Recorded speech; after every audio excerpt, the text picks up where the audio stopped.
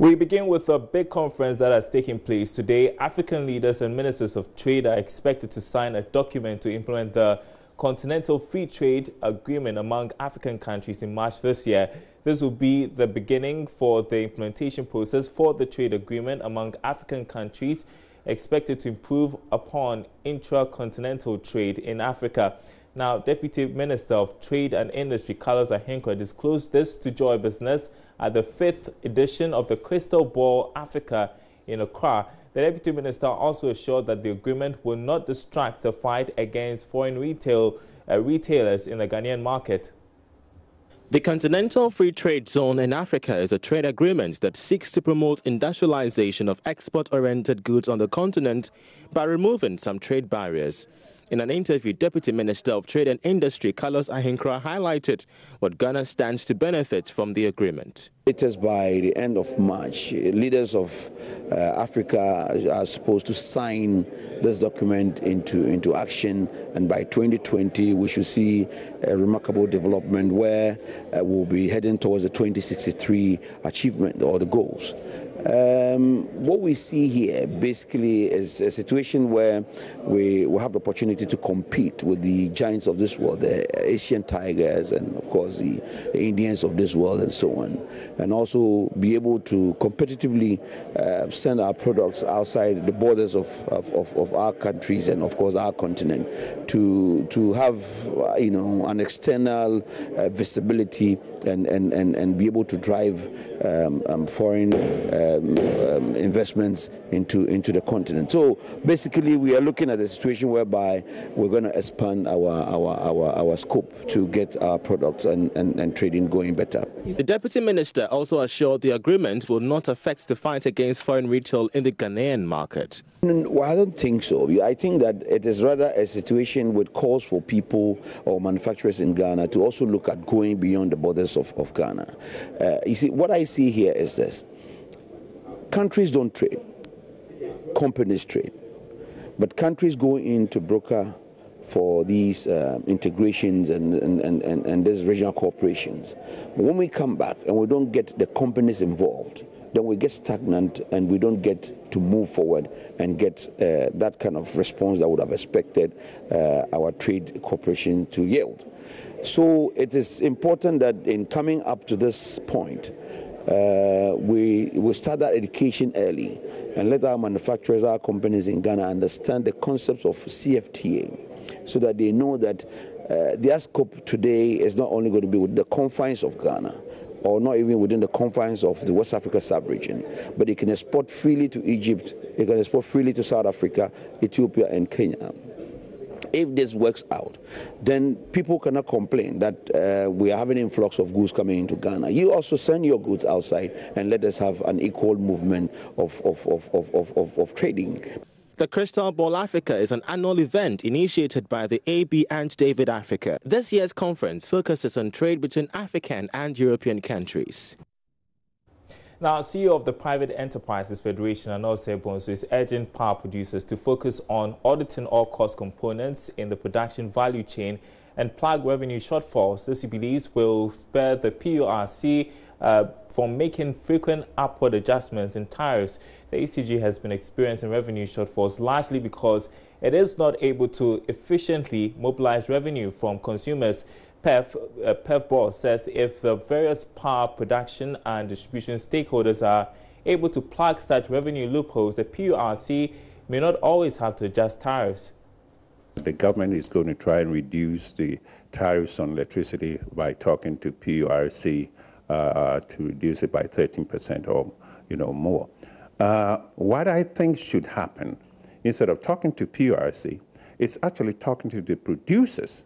The cost of production is what we should audit, because sometimes the inefficiencies in the system allow those costs to be passed on.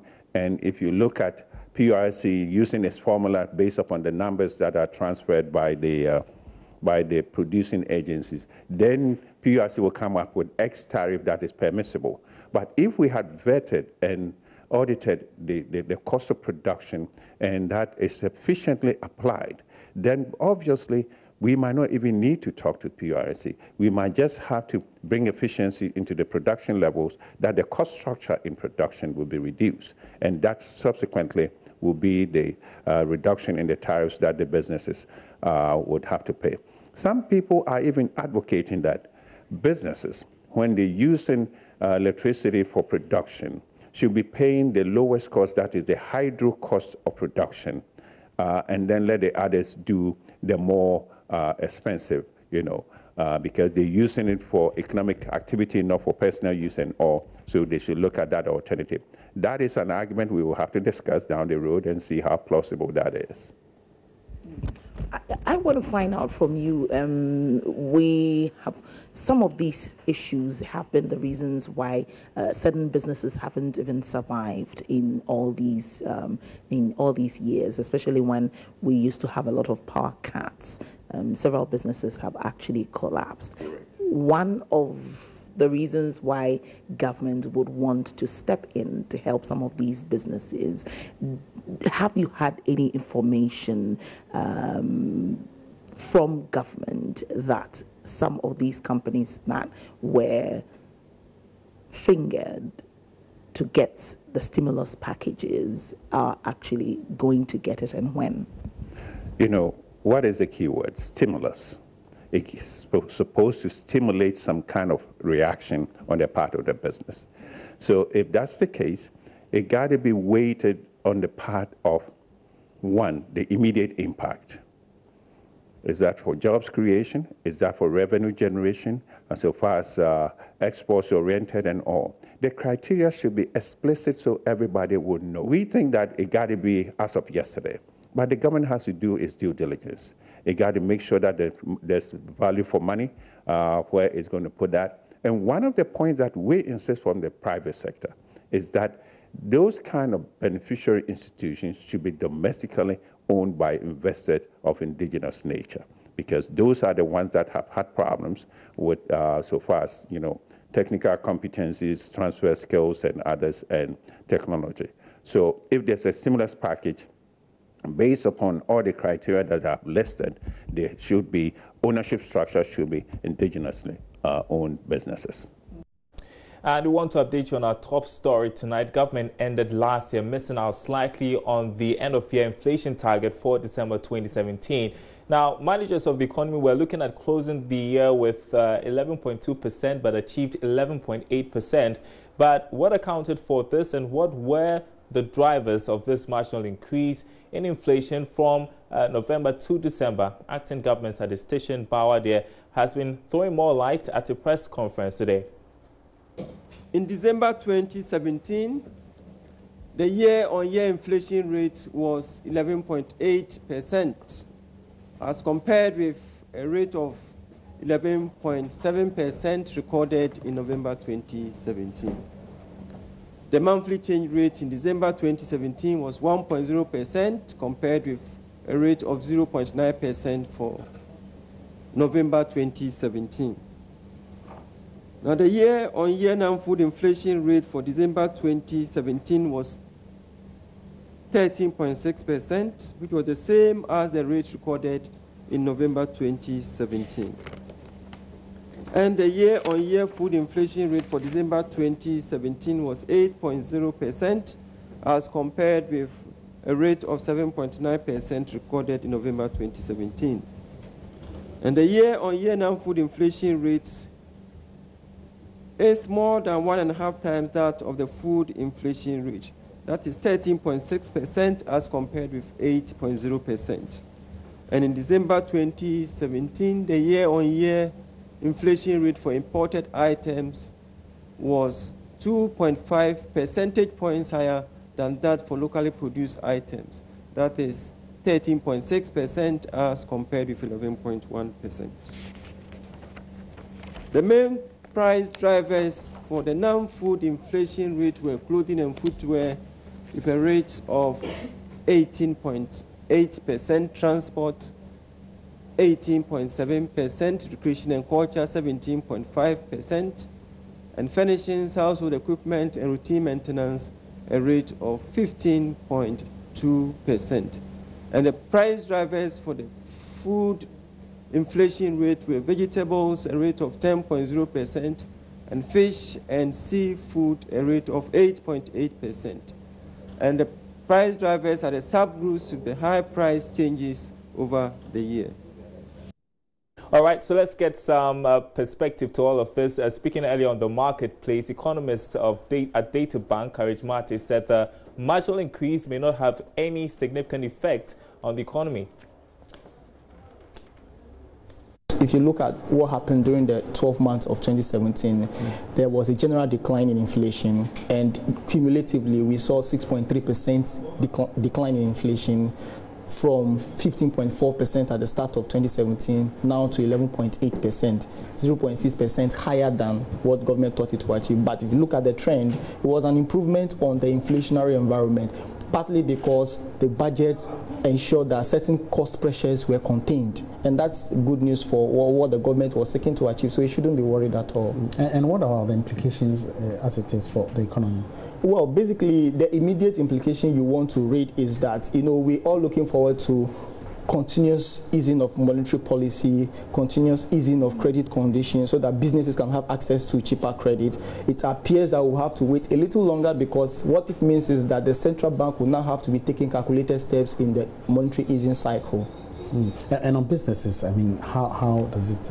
Well, basically, higher rates of inflation will mean that purchasing power is being deprived. And so once the rate of inflation remains at a certain high level, businesses may not feel confident enough that when they produce, there will be so much demand for them. And so I hope that this does not negate the positive confidence that we have, sentiments that we have currently. I mean, I'm not sure it's high enough to even negate all the gains that was made during 2017. So businesses should not also be worried at all. And I hope certainly it's not like a turnaround in the consistent path to which inflation has declined in the past. Yeah, we hope so. We hope so. But in 2018, there are certain policy measures that must be implemented to ensure that this increase is not sustained, that we reverse back to a downward path, because in the last 2 consecutive months, we've seen an increase in the rate.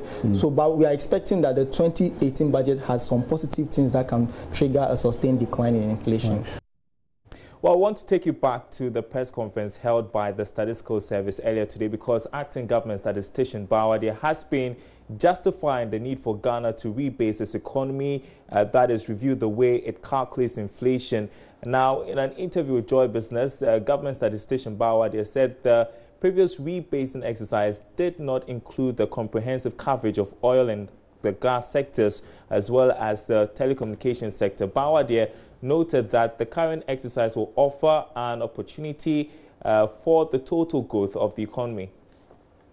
The essence of the rebasing is to actually have a good look at the nature of the economy, the actual components of the economy, the shares of the various sectors, the contribution of the various sectors to the economy, and what new activities are currently prominent in the country.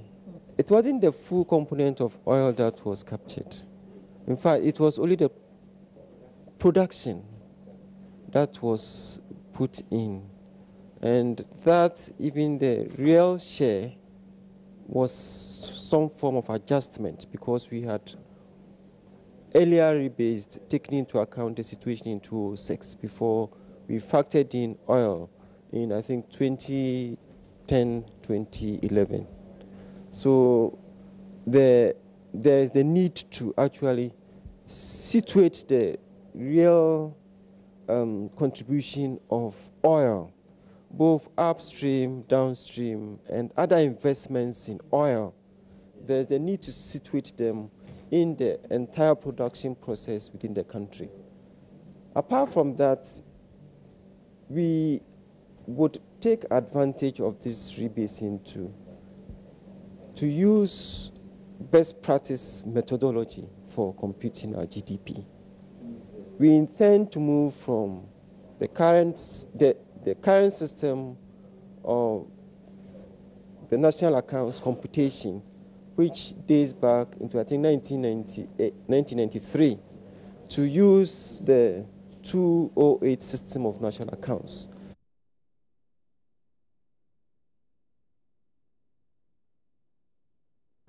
Well, the rebasing exercise is drawing a lot of reaction, this time from the General Agric Workers Union, GAWU, which says the insignificant contribution of agriculture to Ghana's GDP will be revealed if the Ghana Statistical Service goes ahead to change the way it calculates GDP estimates. Now, according to him, the rebasing has the potential of making the agric sector unattractive for investors. He's therefore urging government to stimulate reforms in the sector prior to the rebasing exercise. Here's more in this report. Despite the key contribution of the agric sector to the economy, its development has slowed down partially by ineffective public-private coordination. Contribution to GDP over the years has actually shown a steady reduction. In this vein, General Secretary of GAWU, Edward Karewe, believes rebasing of the economy by the Ghana Statistical Service will have a dire effect on the sector. Agriculture has been lagging behind. Now, given the poor performance of agriculture since 2010 to date, if you do a rebasing today, it's more likely that agriculture again will perform poorly, and that could further worsen the contribution of agriculture to GDP. Some will make the argument that, well, if its contribution to GDP is low, why do you emphasize on it? But we need to emphasize on it for strategic reasons. One, we need to be able to produce the food that we need for ourselves. We should be proud that we eat what we grow. Edward Karewe believes there is a need for government to explore ways of making the entire value chain of the agric sector very attractive for investment.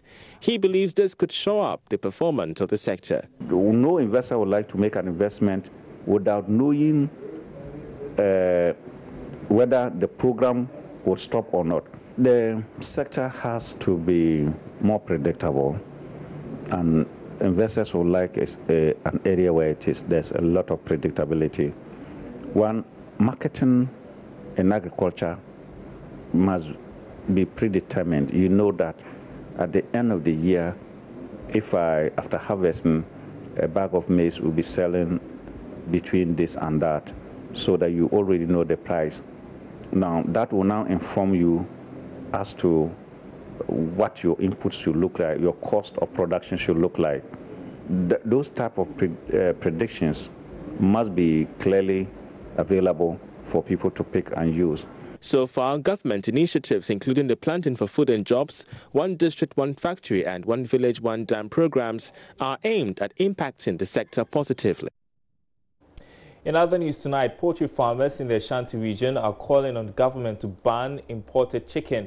They say continuous flooding of the local market with foreign products threatens survival of their business. Officials are particularly worried about the very low sales recorded by their members during the Christmas season. Love FM's Thomas Pamford has more in this report. Spokesperson for the Ashanti Regional Poultry Farmers Association, John Belwa Edusi, told the press in Kumasi failure to reverse the trend can hamper growth of the local industry. As you all know, Christmas is the time when poultry farmers sell a lot of chicken, be it broilers and especially spent layers. Unfortunately for us, the story on the table this morning is that this Christmas our sales records was so tens of thousands of spent layers in our farm. The reason is the imported chicken which has been dumped on us. The dumping of imported chicken is destroying an industry that has the capability to provide so many jobs for our youth. There are concerns the Food and Agricultural Ministry has neglected poultry farmers.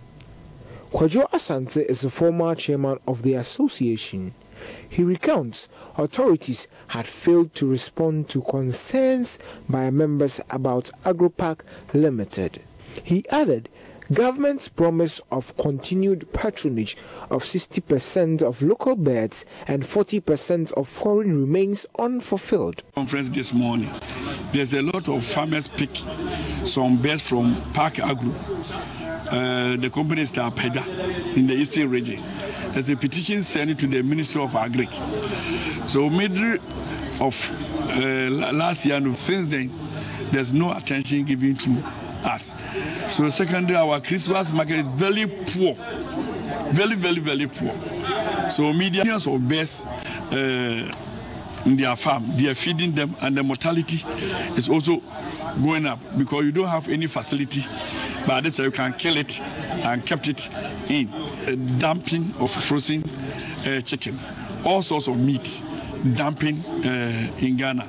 That's why we are trying to appeal to the government, the SL, to sit down to do the analysis about the poultry sector. And from the campaign promise, they told us any good job or any business, the previous government take it off. They are come to continue. Why? Almost 1 year now, there's no any attempt to revive the poultry sector.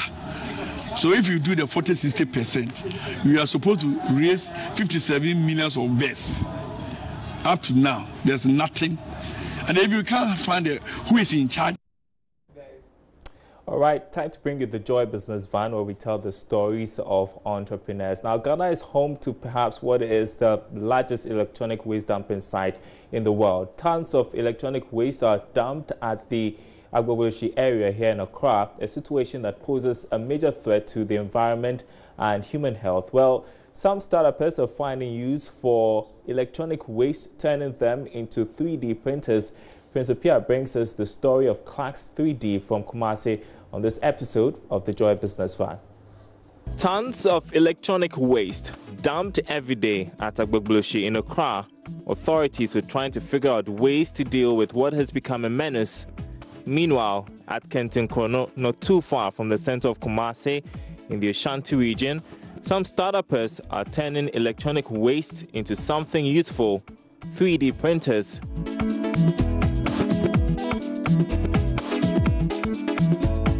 Today, Prince Pierre meets up with one of the brains behind the startup Clax 3D, Kobna Abeka Paintil. Clax basically stands for the first names of the people who started the group. That is Kobna, Loic, Ama, Kweku, and Isaac, being the S.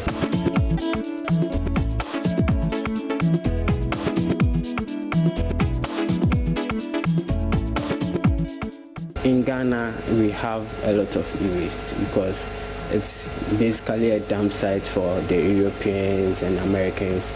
They bring their second-hand goods here, and then according to studies, almost 70% of that is not actually being reused. It's just being dumped here because people don't buy it or they are rejected for sale. Kobna and 4 other co-founders did not only seek to turn e-waste into something useful, but solve another problem. In my university days, I actually graduated this year with the rest of the team. One problem that we faced was always packaging our product or packaging the project to something that is, should I say, not cardboard-like, something that actually looks a little bit better and then people can actually relate to. And that is a challenge common to not only tech students: the inability to visualize everything that is taught. This technology, the co-founders hoped, would enhance teaching and learning in schools.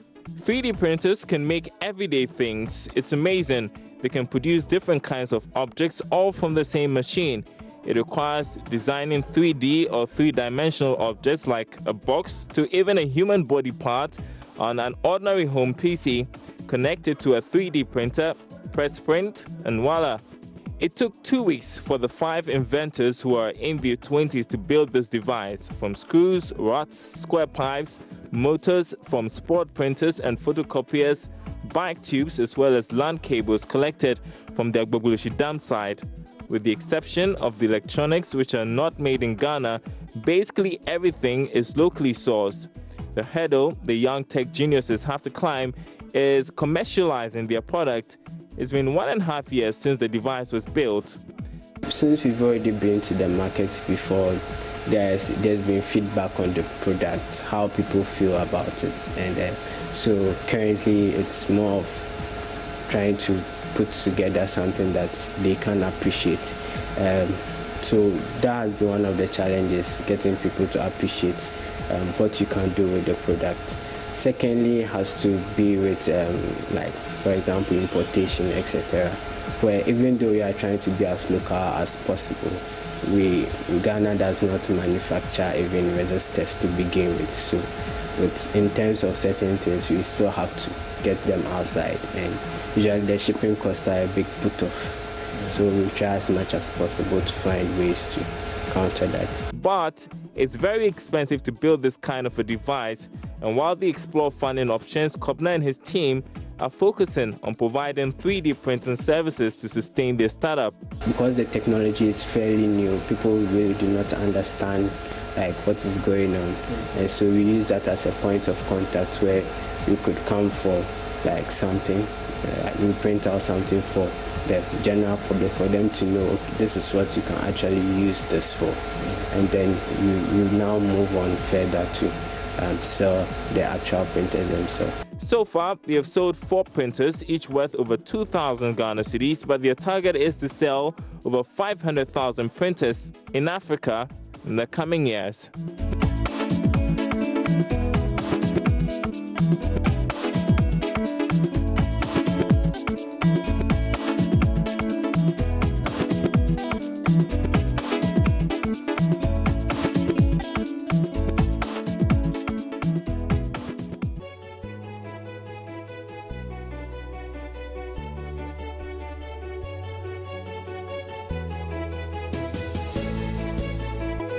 And that's it for Business Live tonight. Thanks for being good company. There's more news on our website, myjoyonline.com/business. All the videos from our bulletins you can get up to date. My name is Darryl Kwao. We are back same time tomorrow.